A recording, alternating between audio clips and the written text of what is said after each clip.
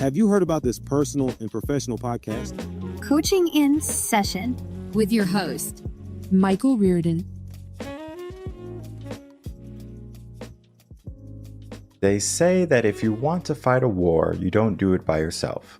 But yet the battles in our life and our day-to-day, circumstances, guess what? We fight them by ourselves.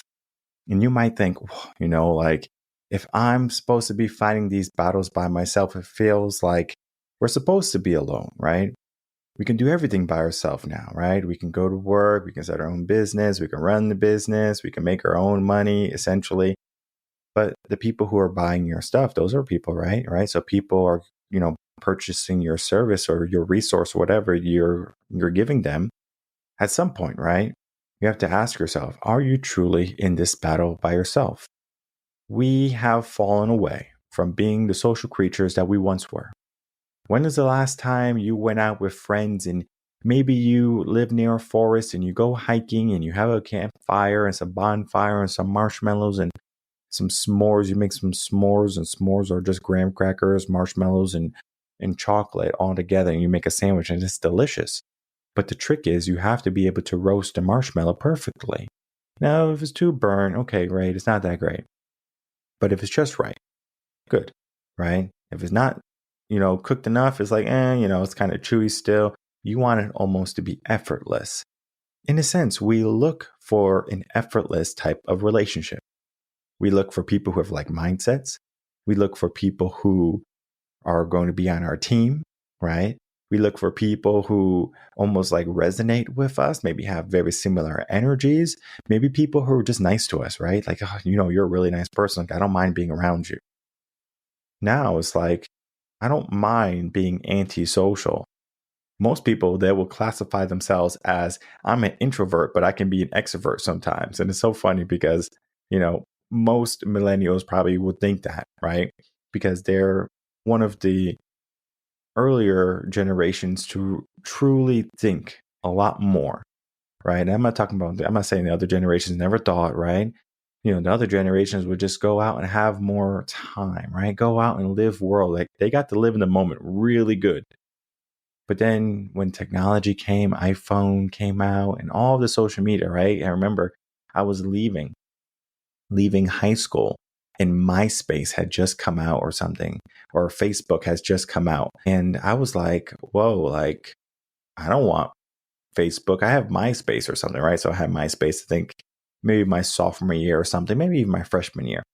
I was like, this is all I need. And then, of course, Facebook, everyone's going to Facebook, and Facebook is a college thing, and I'm going to college. And so I was like, oh, I guess we need Facebook, right? And you're looking at your friends, you're like, oh, I need more friends. And I was like, oh, this person knows this person, so it'll be okay, we're friends. And sure enough, and people you never even spoke to, or people that, might have went to the same school as you, you're like, okay, great. We're friends because I saw you once before. And so we are social in the sense of technology, but in the real world, if you try to talk to someone, they're like, oh my God, like, I don't know what to do. Just today, actually, when I was at the gym and it was a chest day, right?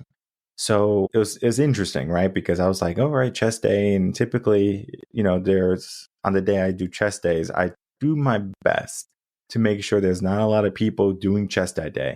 So Mondays are like universal chest day. I don't do chest on Mondays. It makes no sense to wait for, equipment when everyone's trying to do the same thing. I was like, I'm changing chest day. So I change it.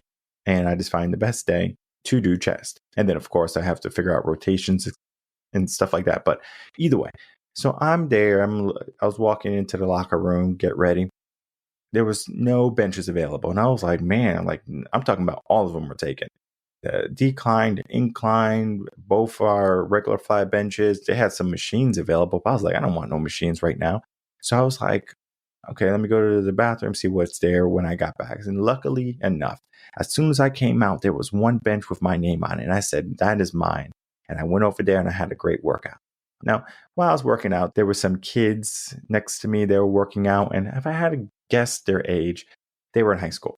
So early, probably freshman, sophomore, around there, right? I would bet money on sophomore.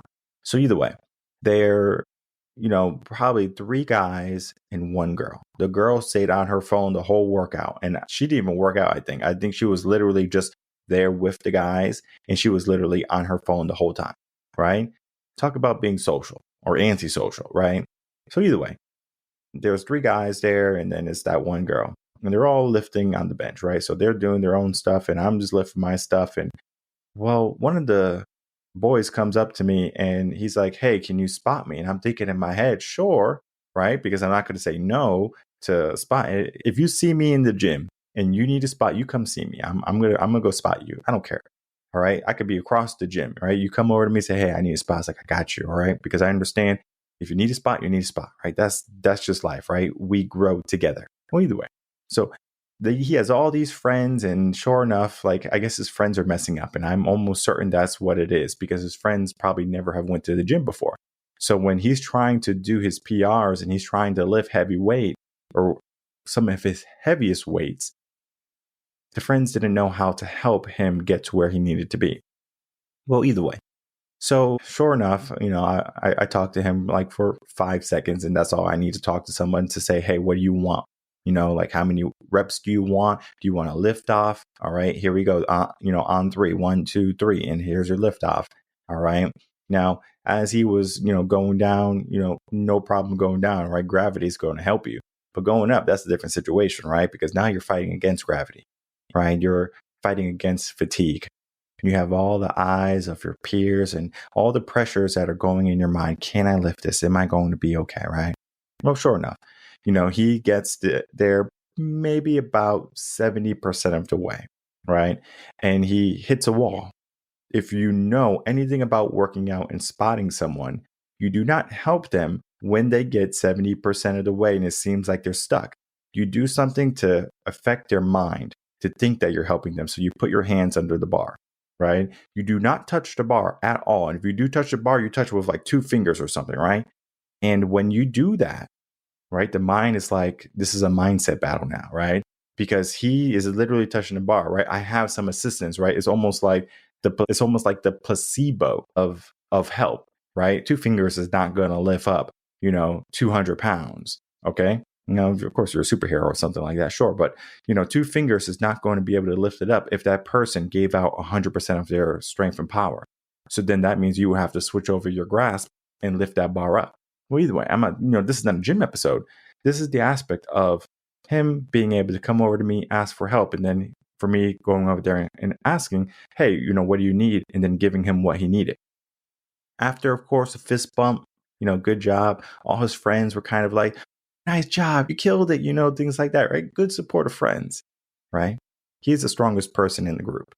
And the girl was still on the phone. She didn't smile. She didn't do anything, right? She was just kind of there, right?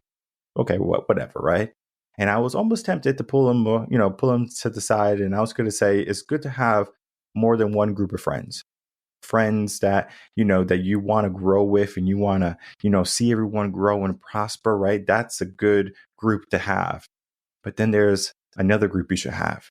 You should have a group where you're not the strongest and the people around you are stronger than you are. So you have an aspiration to be stronger. Because you know what happens when you become stronger? Because now those friends that were in that group of you being the strongest you would still be the strongest, but now they're becoming stronger more rapidly. Because now they're like, whoa, this person's going real far, real fast. Let me figure out how I can motivate myself to do what I need to do. In a sense, being social creatures allows us to see what is possible. If he can do it, why can't I? And this is the whole conversation where many people, they lose themselves in the moment. They lose themselves in the times because you're so distracted by one of these here, right? One of these phones, right? This phone right here is a wonderful thing to be connected, but it has caused more disconnection in our recent years than anything else in the world, right? Talk about a natural disaster coming in and taking out the power. Guess what? Most people will come in together and they'll help each other, and it feels like the camaraderie is there and it feels good and it feels like there's hope, right? But what happens when the natural disaster is done and you can go home and you have lights again, and you have power and you have food and running water, and things seem back to normal? Do you just say, well, let me fall back into comfort that I was in before? Let me go back on my phone. Let me text all these friends that I have, and let me go on social media. And it might feel like that's what you should be doing. Social media is a great way to, meet people. I meet so many people on social media who fall into listening to the podcast from social media. This is, of course, a resource for you to gain knowledge, right? There is no better way to gain knowledge, right? Of course, you can go to the library and read a bunch of books and things like that. But if you think about how much input you're giving your brain, literally from swiping on videos and things like that, it is the most ever in history, right? We can, of course, read books, right? It's going to be one sentence at a time. It's going to be one word at a time. And we're reading, right? You're learning, but it's not like what's happening on the phone. Now, the phone has a negative effect because we are getting so much stimulus that it's almost like it fries us. It burns us out. Oh, and there's a war in Ukraine. Oh my goodness, Russia is going to nuke us. Oh, something happened with, in politics, and there's a, natural disaster, and there's a, like a killer on the loose. And there's so much that we almost have to be worried about. In a sense, if you didn't look at your phone in the morning and you said, what do I have to do first? Okay, I have to go to the gym. Do you have a workout buddy? Great. If not, you go to the gym and you kind of, figure out what you can do by yourself. And then you go to work. And are you going to work in, like your own car? Do you have like a carpool, or you take a bus or a train or something, right? Do you talk to any of those people if you have people around you, right? Maybe, maybe not. Then you go to work. Maybe you have your own cubicle, right? You're boxed off from everyone. You're secluded, right? Don't talk to anyone. Focus on your work. Well, okay, sure, right, whatever. You get back in the same car. You drive by yourself home, unless you got the same people, different people if you carpool, or if you're on the, subway, you got different people. And of course, you're not going to talk to them most likely because you're so tired or stressed or whatever. Maybe you're focused to go to the gym. There's a lot of things going on in your brain, right? Your brain's going 100,000 miles an hour. And if it's going that fast, how can you slow down and pay attention? Maybe on the weekends, Friday, Saturday, maybe Sunday, right?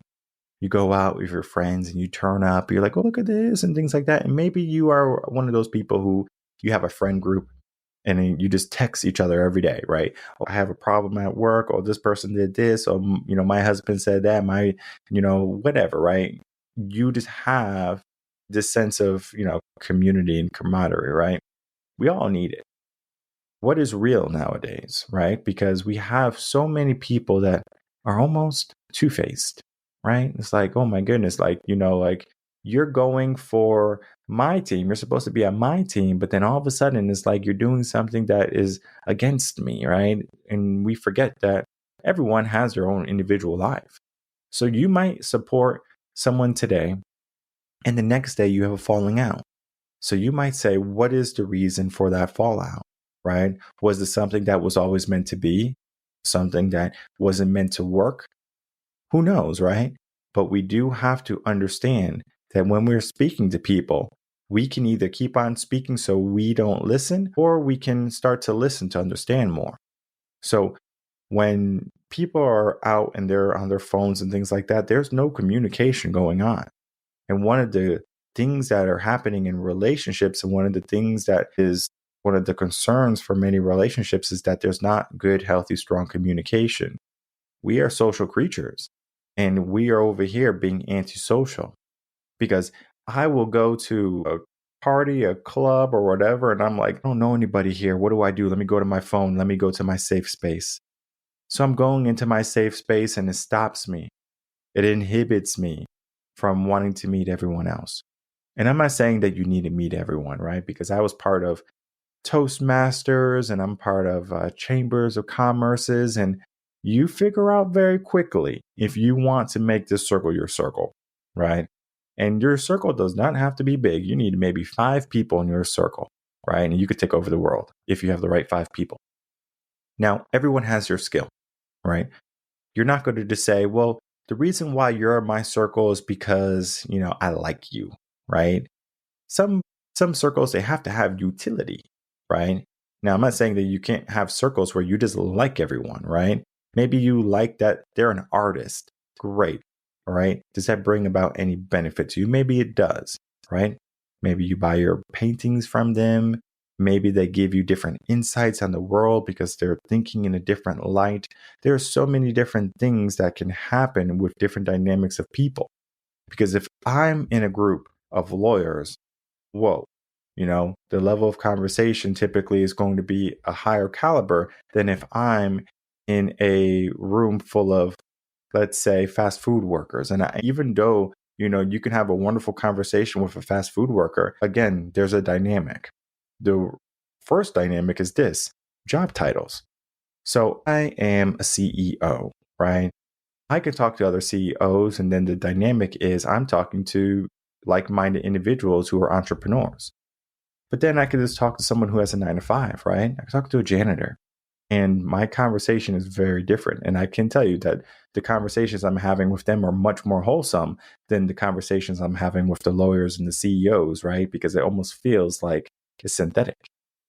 So which one do I choose? I like to have 3 groups of friends. That's just me, all right? I have friends that are going to be well ahead of me, right? Just like, you're killing it right now. You're doing wonderful things in your life, and I aspire to be that. Then I have my peers, right? People doing the same thing as me, right? It's great, comfortable. If I want to be comfortable, I just go in that group, right? It's like, oh, I want to be like, everyone's even, right? It's nice here, right? But then you have your friends, of course, that are always looking for a handout. Hey, Mike, can I get this? Hey, can you help me out? And things like that, right? So, hanging out with them, cool. But then at some point, you have to say, where are you going to spend the majority of your time? Because we are social creatures. Most people, they spend time in the wrong social settings. So if you are not even giving yourself a social setting, that is incorrect, right? And I'm not saying that you have to be this extrovert and say, I'm going to go out and be boisterous and things like that. Your social setting can be maybe behind a screen, right? In a chat room, in a group chat, right? We have group coaching. People can have their camera on, they can have it off. It doesn't matter, right? But you're in there, you're listening, you're finding people that you can resonate with, right? You're listening to other people's problems, maybe, and you're getting different answers. And everyone has a say and they partake in it. It's not just me giving the answers, because I ask everyone, I say, hey, does anyone have a good solution for whoever is speaking, right? And maybe they don't want to use their voice because they are shy, right? Maybe they're just, that introvert. So they just type the question. Perfectly fine, right? There is no limit to how much we can help someone if they're giving themselves that avenue to be open for learning and accepting something new in their life. Well, we come from our peers in our high school. If you go to high school, many people are homeschooling today. You do have to give yourself of this aspect of a friend. At almost every age, you give yourself a friend, a best friend, if you can, right? It could be a neighbor. It could be someone from school. It could be a sibling, but I have found that siblings are not necessarily the best social friends and stuff. Like, that's one dynamic. Like, your family's one dynamic, of course. So if you're a parent, right? So you have your wife, maybe your husband, and then you have your kids, your dog, whatever, your grandma, grandpa. You have your family, right? That's one dynamic typically, right? Now, of course, you can separate the dynamic by political stuff, like, oh, you're, like, you don't want to talk to grandpa, or I don't want to hang out with grandpa because he's always talking about war. He's always talking about this, and maybe you don't want that in your life, or you want that in your kid's life, right? Whatever. So there's an aspect to that too.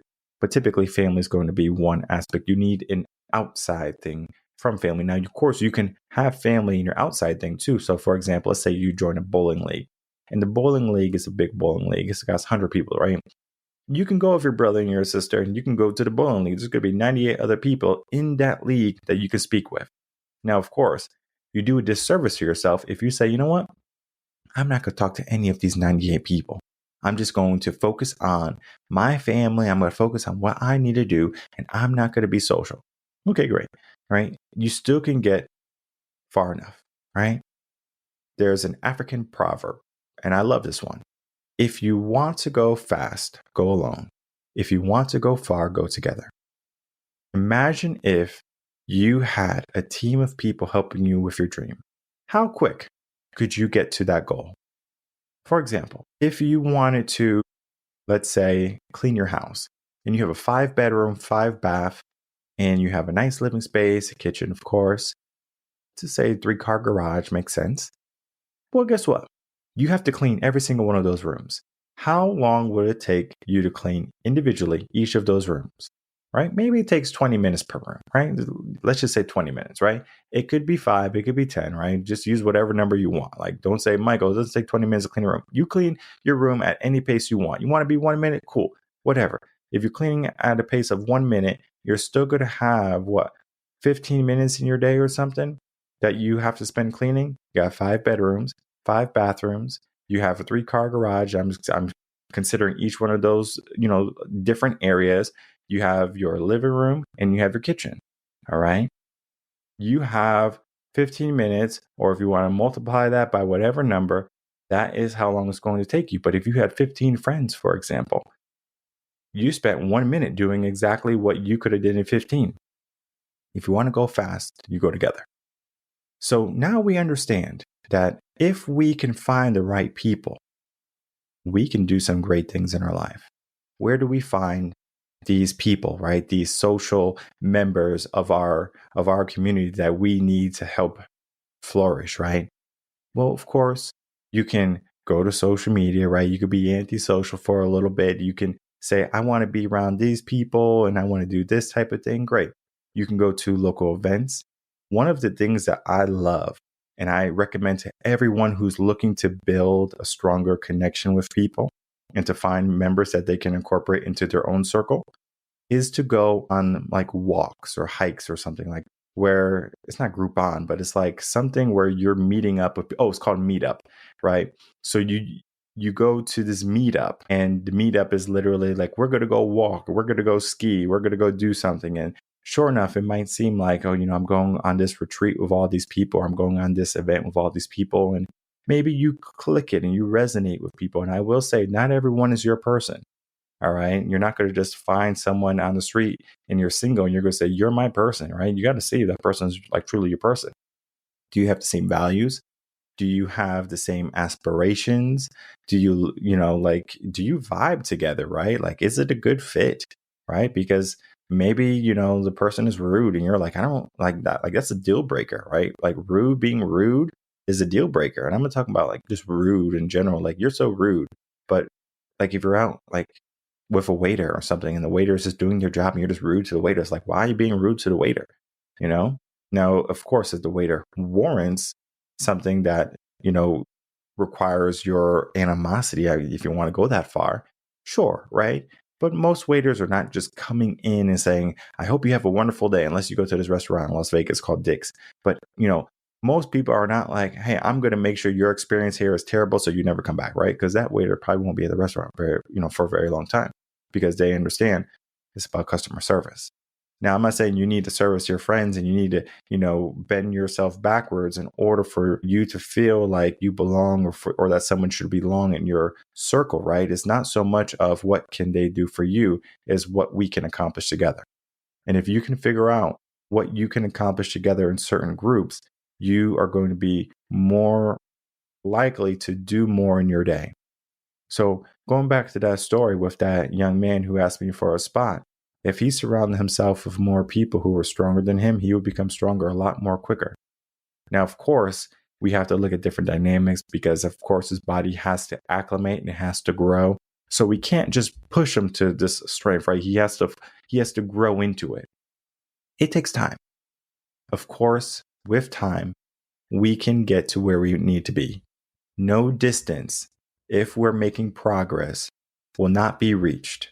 That means as long as we're making steady progress towards something, we can get there. Now, if you have ever driven across a large span of land, and for example, I live in Texas and I used to live in Connecticut, my family's in Connecticut. If I wanted to drive to Connecticut, it's 1,800 miles. 1,800 miles driving is about 21 hours around there. It takes me about 20, 24, 25, 28, depending, right? How much I need to sleep. I typically don't like sleeping on the trip. I'd kind of just say, cruise control, let me get where I need to be. I stop when I need something to drink, or I stop if I have to use the restroom. That is it. All right. And then if I literally cannot keep my eyes open anymore because the caffeine is not working, guess what? I'm pulling over, I'm falling asleep for about 3 hours, and then I'm back on the road. I wake up and I'm like, all right, here we go. That is how I get across the country. It is not fun doing it by yourself. If you have a person with you going across, when that person gets tired, you're like, okay, let's switch. So then you switch off, and then that person's driving while you're sleeping. And it's now you're getting to where you need to be a lot faster. If you can figure out the group that you need to be in, you can create that dynamic where everyone is contributing. And today, it seems like our contributions are individualized. How can this benefit me? How can this make me better? How can this impact my life? It's not so much of what I can do for someone else. Now, of course, we're not just talking about how we can just help people and we can put ourselves out there. Maybe one day it's going to come back to us. No. Like, we are going to be realistic to the max. If we want to make some progress in our life, we do it systematically, and we do it by vetting the people that are in our circles, our social circles, and then we can separate them if we need to. At the end of the day, people need people, all right? I don't know if you've ever given yourself a challenge of not talking to anyone or interacting with anyone for a week. I hope you don't do it. There's a person who did it on YouTube or something, right? Like, they did a social experiment. And the only thing they had was like books to read. So they were able to read books. They had all the food that they would need, etc. And I think around day 3, he started going crazy. He was like, this is ridiculous. Like, this makes no sense to me. And he was struggling, right? And then even after that, he was like, I wouldn't want to do that again, right? Because we are not born into this world by ourselves. Why do we feel like we need to walk by ourselves? Now, I understand there's this aspect of being this warrior, right? A warrior should be able to fight his own battles, right? You go into the octagon, it's just you versus your opponents, you versus the world.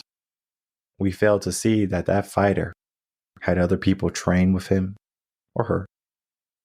They have coaches that are helping them along the way. All of these things happen. And we don't necessarily see all the supporting characters that help this one person. We don't have to always be those supporting characters. One day we can be in the limelight too, but we're not going to wait for it. You figure out where you need to be. You have to figure out, do you even want to be in the limelight? You see all the people on stage and you're like, oh, I wouldn't want to do that. But I wouldn't mind doing their marketing. I wouldn't mind, doing, some check-ins and stuff like that, right? You support them somehow, some way. You do your part, your piece, and you're loving every bit of it. Imagine if I told you that you can only be a doctor, right? But maybe you don't like blood. You're like, I don't like blood. Like, I like money. Like, I like finance, so maybe you want to be like a finance person, an accountant. But I say, no. I don't care if you like money. I don't care if you like finance and numbers. You're going to be a doctor, and you're going to deal with patients and open heart surgery and a lot of blood. And literally, you're going against your grain. So you do have to figure out where you truly need to be. Figure out your why, figure out your purpose if you want to consider that. And then the social aspect comes after. So don't just stay on your phone. Don't just kind of move through life. If you see someone, look at them, smile. I went to the gym today, and again, I talked to so many people. And it's not even about always that verbal type of communication. It could be a fist bump, it could be a thumbs up, it could be a smile. And then you understand that person is for you. That person is in your circle. Because when I go to the gym, I have my gym circle, right? Everyone's there. And it's so funny because even if I don't speak to someone, I know if I've ever like if I had to ask for some help or a spotter or something, they'll be shorting, because the mentality that's in that, that system, that ecosystem of the gym is different. Now, of course, if you're going to the library, of course, you can ask people for help and things like that, especially if they're reading a certain type of book. You might have a question. Of course, don't bother them too much, because they might say, hey, I got a lot of work. But most people love to help people. But today, we just don't have the opportunity, right? Most people are just kind of, I'm going to do what I have to do, and I'm going to keep on moving, and maybe I have time to slow down. But most people don't. We live at such a fast-paced speed where we're always looking at what's next, what next is to come. If this person is no good, I'll get another one, right? We can keep on swiping left and right in life of all the people that we have, and maybe we are going to vibe with someone for now, and maybe a little bit later in life, maybe that person's no longer for us. So then we kind of just abandon them and we keep on moving. Well, this happens quite a bit, where we have people that are there for the come up or the final product, whatever you want to consider it, right? Figure out if a person is for you short term, long term, or again, you do have to do the work to figure out if a person's going to be for you short term or long term. But at the end of the day, we are social creatures, and you need at least one person. If you can give yourself, again, that it could be your husband, it could be your wife, it could be your best friend, it could be that. But we need someone. And if we don't have it, we have a lot more challenges along the way. So find that buddy, find that friend. If you're looking for someone, of course, reach out to me, revenconcepts.com. We'll be more than happy to have a conversation and talk to you and see what we can do, give you some advice, how you can find people in your communities that you can resonate with and talk to and ask for help if you need it, and just kind of bump ideas off of. Of course, you can join group coaching, or if you wanted to elevate that and go into a mastermind group, we can definitely facilitate that. But begin to join groups, right? Just groups that are having good conversations. And typically the conversations in the comments are not really the best conversations that I have seen in the past. But then again, if you are in a live chat room, it can be more stimulating than just the comments. So figure out what is your first step. And then after that step, figure out your end game to be a part of that social creature community.